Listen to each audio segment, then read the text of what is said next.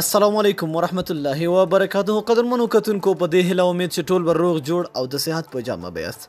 قدرمنو په نننۍ ویډیو کې به موږ خبره کوو د واتس اپ داسې یو اپلیکیشن. ډېری ملګري دا پتنګ وي چې کله یو کار کې یا خپل موبایل کې ګوتې وهي نو هغې ته ډېر میسیجونه راځي یا هغه ملګري ورته رینګونه کوي نو دا یې ته ډېر پازوي. لکه ما غوندې زه خپله هم ډېر موده پس مې دغه اپلیکیشن پیدا کوم او راځي چې خپلو دوستانو سره یې هم شیر کړم چې کله هم زه لګیا یم یا کار کوم یا بل کار کوم نو ټنګ یا رینګ راشي یا ټینګ میسیج راشي. ډېر زیاتې پتنګ یم نو شکر دی چې دغه اپلیکیشن ما انسټال کړی دی. میسیج راځي خو خبرېږم ته نه بس خپل کار کوم لګیا یم. دوستانو دغه اپلیکیشن تاسو هم را سره انسټال کړئ ضرور که چېرته تاسو د خپل ملګري نه پتنګ یاست یا هغوی تاسو د موبایل نه د واتس اپ نه بل چاته رینګ کوي یا تاسو ته رینګ کوي بالکل هغه به بند وي. میسیج به تاسو ته راځي چې کله هم ستاسو زړه غواړي نو واتس اپ ته لاړ شئ هغه میسیجونه تاسو وګورئ. دوستانو ډېر یو آسان او زبردست اپلیکیشن دی. ډسکرپشن ته لاړ شئ لینک پروت دی. اپلیکیشن ډاونلوډ کړئ خپل موبایل کې انسټال کړئ.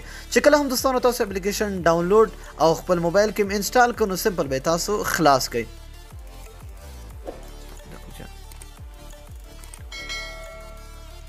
چې کله اپلیکیشن تاسو خلاص کړئ دوستانو تاسو ته به داسې ډیشبورډ راشي. دوستانو سمپل تاسو کار بس دغه دی.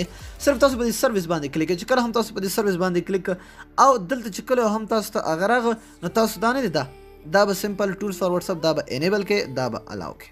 صحیح ده. دې نه به تاسو واپس شاته راشئ. دغه دلته لیکلي انکمینګ وایس کال. صحیح ده. دا وی انیبل د سروس فار انکمینګ کال. کوم چې تاسو ته هغه راځي رینګ تاسو ته راځي دا هم تاسو بندولی شئ.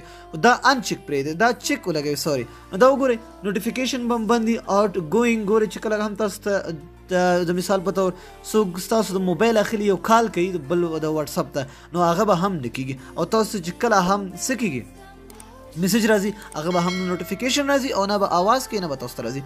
چې کله هم دوستانو ګورئ تاسو آن کړئ دلته ګورئ لیکلي دا ټول نوټیفیکیشن دا ټول بند شوي.